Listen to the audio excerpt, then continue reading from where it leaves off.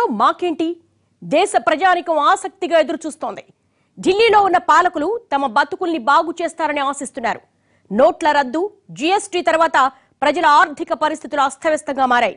వృద్ధి రేటు, ద్రవ్యలోటు లాంటి పదాల్ని పక్కన పెట్టి తమ జీవితాల్ని గాడిన పెడితే చాలని భావిస్తోంది ప్రజానికం. బడ్జెట్లో ఈ దిశగా స్టాక్ మార్కెట్లు, సాఫ్ట్వేర్ ఇండస్ట్రీని చూసి ప్రభుత్వం జబ్బలు చరుచుకుంటున్నా ఈ రెండు రంగాల్లో ఉన్నవాళ్లు దేశ జనాభాలో 1% కంటే చాలా తక్కువ. ప్రభుత్వాల ఆర్థిక విధానాలు, బడ్జెట్లు ఎక్కువ శాతం సంపన్నులను దృష్టిలో పెట్టుకునే వస్తున్నాయి. గ్రామీణ నిరుపేద జీవితాలు బాగు చేసేందుకు చేపట్టిన చర్యలు పూర్తి స్థాయి ఫలితాలనివ్వడం లేదు.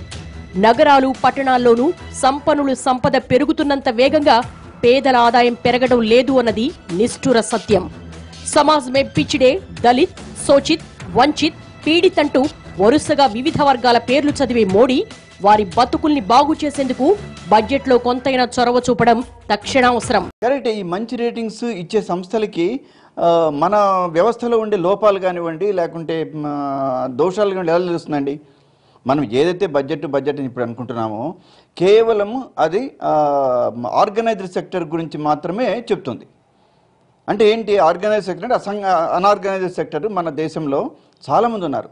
దాదాపు అబ్సల్యూట్ మెజారిటీ అంటే అబ్సల్యూట్ నంబర్స్ 44 కోట్ల మంది ఉన్నారండి. ఎవరు? అసంఘటిత కార్మికులు. అసలు ఈ ఫిగర్స్ గవర్నమెంట్కి తెలిసే అవకాశం లేదు, ఇంతవరకు వాళ్ళు సర్వే చేయలేదు. ఇప్పుడు వీళ్ళు చెప్పే గ్రోత్ రేట్ అన్నది 7.5%, 6.7%, డిమానిటైజేషన్ వచ్చింది. డిమానిటైజేషన్ తర్వాత ఇంకొక హాఫ్ పర్సెంట్ పెరుగుతుంది ఫైనాన్షియల్ ఇయర్ మార్చి 19 లోపల అనుకుంటున్నారు. చూసారా, ఇవన్నీ మాయ. గ్రామీణ ప్రాంతాల్లో మౌలిక వస్తువులు, ఉపాధి కల్పన, విద్య, వైద్య రంగాలకు నిధుల పెంపు లాంటివి కీలకంగా మారాయి. దేశంలో నగరీకరణ పెరుగుతున్నా ఇప్పటికీ భారతదేశ జనాభా ఎక్కువ శాతం గ్రామాల్లోనే ఉంది. స్వచ్ఛ భారత్ పేరుతో పాటు గ్రామాల్లో వసతులు మెరుగుపరిచేందుకు ప్రభుత్వం ఇప్పటికీ అనేక రకాల పథకాలు అమలు చేస్తోంది. మౌలిక వస్తువుల కల్పన కోసం పంచాయతీలకిస్తున్న నిధుల్ని భారీగా పెంచింది. గ్రామీణ ప్రాంత ప్రజలకు ఆధునిక సాంకేతిక పరిజ్ఞానాన్ని అందుబాటులోకి తేవడం కోసం చేయాల్సింది చాలా ఉంది. ఈ దిశగా బడ్జెట్లో చర్యలుంటాయని ఆశిస్తోంది గ్రామీణ భారతావని. బ్యాంకు భారతదేశ ఆర్థిక వృద్ధి రేటు 7.3% ఉంటుందని చెప్పింది. కానీ ఆచరణలో ఇప్పుడు ఎంత ఉంది? ఈ ఫైనాన్షియల్ ఇయర్ అంటే 17-18 సెకండ్ క్వార్టర్లో, రెండవ త్రైమాసికంలో 6.3% ఉంది. అందువల్ల ఇది మరి బాగా ఉన్నట్లా. ఇక రెండవది ఈ 6.3% కూడా ఎక్కడ ఉంది? దీన్ని కూడా మనం జాగ్రత్తగా గమనించాలి. ఈ 6.3% మెయిన్గా మ్యానుఫ్యాక్చరింగ్ రంగంలో ఉంది.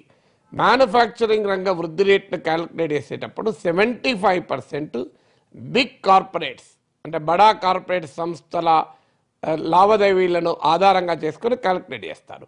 కానీ భారతదేశంలో అత్యధిక భాగము ఈ స్మాల్ స్కేల్ సెక్టారే కాకుండా ఇన్ఫార్మల్ సెక్టార్ ఉంటుంది, అనార్గనైజ్డ్ సెక్టార్. ఈ informal sector, unorganised sector data పూర్తిగా మన జాతీయ ఆదాయ గణింపులో అంటే కంప్యూటేషన్ నేషనల్ ఇన్కంలో రాదు. ఉపాధి కల్పన బడ్జెట్లో నిధుల కేటాయింపును పెంచాలని కార్మిక సంఘాలు కేంద్ర ప్రభుత్వానికి విజ్ఞప్తి చేశాయి. రిటైల్ మార్కెట్లోకి విదేశీ పెట్టుబడులకు గేట్లు తెరవడంతో చిన్న వ్యాపారస్తులు ఇబ్బందులు పడుతున్నారు. ఉన్న ఇబ్బందులకు తోడు నోట్ల రద్దు, జీఎస్టీ అమలు వారిని చావు దెబ్బ కొట్టాయి. నోట్ల రద్దు చిన్న, మధ్య తరహా పరిశ్రమలపై తీవ్ర ప్రభావం చూపించింది. రిటైల్ రంగంలో విదేశీ పెట్టుబడులు ఓకే చెప్పినా చిల్లర వర్తకులు, చిన్న, మధ్య తరహా పరిశ్రమలు కాపాడేందుకు బడ్జెట్లో గట్టి నిర్ణయాలు ప్రకటించాలి. దేశంలోని రిటైల్ వ్యాపారం, చిన్న పరిశ్రమలు 10 కోట్ల మందికి ఉపాధి కల్పిస్తున్నాయి. 6% పైన సాధిస్తే ఒక్క సంవత్సరంలో ఆ దేశంలో $600 బిలియన్ సంపద పెరుగుతోంది. మన దేశం 10% పెరిగినా కూడా మనకు పెరిగేది $200 బిలియన్. 10% పెరిగినా కూడా మనం కూడా 6% పెరిగితే మనం పెరిగేది $120-130 బిలియన్. అంటే వాళ్ళకంటే 5వ వంతు ఉంటాం మనం. అంచేత మనం చైనాతో ఇంకో దేశంతో పోల్చుకున్నప్పుడు ఊరికి ఆషామాషా అంకెలు చూడడం కాదు, ఖచ్చితంగా భారతదేశానికి ఎదిగే అవకాశం ఉంది. ఎందుకంటే తెలియగలటువంటి యువత సొంతింటి కల నెరవేర్చుకోవాలని భావిస్తున్న సామాన్య, మధ్యతరగతి ప్రజలు బడ్జెట్పై ఆశలు పెట్టుకున్నారు. జీఎస్టీ అమలుతో ఇంటి కొనుగోలు మరింత భారంగా మారింది.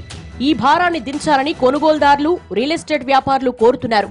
పెద్ద నోట్ల రద్దు ప్రభావం తగ్గడంతో రియల్ ఎస్టేట్ మార్కెట్ పుంజుకుంది. స్థలాలు, భూములు, ప్లాట్ల విక్రయాలు పుంజుకున్నాయి.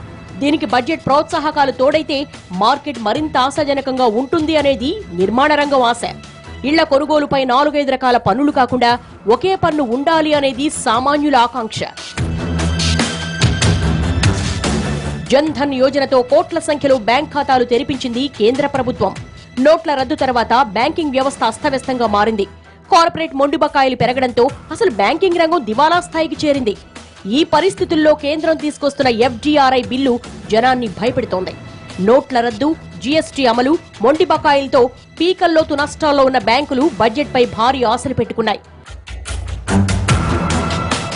భారత్లో వేగంగా వృద్ధి చెందుతున్న రంగాల్లో పర్యాటక, ఆతిథ్య రంగాలు కీలకం.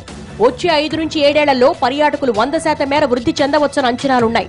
అయితే అధిక పన్నులతో పరిశ్రమ ఒడిదుడుకులు ఎదుర్కొంటోంది. కొత్తగా అమల్లోకి వచ్చిన వస్తు సేవల పన్ను విధానంతో మన దేశంలో హోటల్ ఇండస్ట్రీలో పన్నులు 3 రెట్లు అధికంగా ఉన్నట్లుగా తేలింది. వేల మందికి ఉపాధి కల్పిస్తున్న ఈ రంగం నిలబడాలంటే పన్నులు కొంతమేర తగ్గించాలని అంటున్నారు. 2018-19 సాధారణ బడ్జెట్పై ఈ రంగం చాలా ఆశలే పెట్టుకుంది. భారతదేశంలో ఇటీవల కాలంలో ఏనాడూ లేనంతగా లో ఎంప్లాయ్మెంట్ గ్రోత్ రేట్ ఉంది. జాబ్లెస్ గ్రోత్ రేట్, కోట్లాది ఉద్యోగాలు ఇస్తామని చెప్పి యూత్కు చెప్పారు. ఒక యంగర్ ఇండియాను ఆకర్షించి మోడీ గారు ప్రధానమంత్రి అయ్యారు.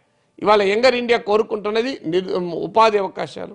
కానీ మీరు ఎంప్లాయ్మెంట్ గ్రోత్ రేట్ ట్రెండ్స్ చూడండి, అసలు ఎంప్లాయ్మెంట్ పెరగడమే లేదు. అంటే మరి ఎంప్లాయ్మెంట్ పెరగకుండా జరిగేటువంటి వృద్ధి, అగ్రికల్చర్ పెరగకుండా జరిగేటువంటి వృద్ధి, చిన్న సన్నకారు రైతులు బాగుపడకుండా జరిగే వృద్ధి, అనార్గనైజ్డ్ అండ్ ఇన్ఫార్మల్ సెక్టర్, అసంఘటిత అనియత రంగాలు మెరుగుపడకుండా జరిగే వృద్ధి వల్ల సమాజానికి జరిగే ప్రయోజనం ఏమీ ఉండదు. బులియన్ మార్కెట్ కూడా బడ్జెట్ నుంచి తీపి కబురు కోసం ఎదురు చూస్తోంది. దేశంలోకి దిగుమతవుతున్న బంగారంపై కస్టమ్స్ సుంకం 10%తో పాటు వస్తు సేవల పన్ను 3%తో కలిపి మొత్తం 13% పన్ను అమలవుతోంది. కస్టమ్స్ సుంకాన్ని నివారించేందుకు దొంగచాటుగా తీసుకొచ్చే వారి సంఖ్య పెరుగుతోంది. దీనివల్ల దేశీయంగా బంగారం వ్యాపారం చేసే వారికి ఇబ్బందులు ఎదురవుతున్నాయి. బంగారం కొనుగోలు పుంజుకోవాలంటే కస్టమ్స్ సుంకాన్ని తగ్గించాలని వర్తక సంఘాలు ప్రభుత్వానికి విజ్ఞప్తి చేస్తున్నాయి.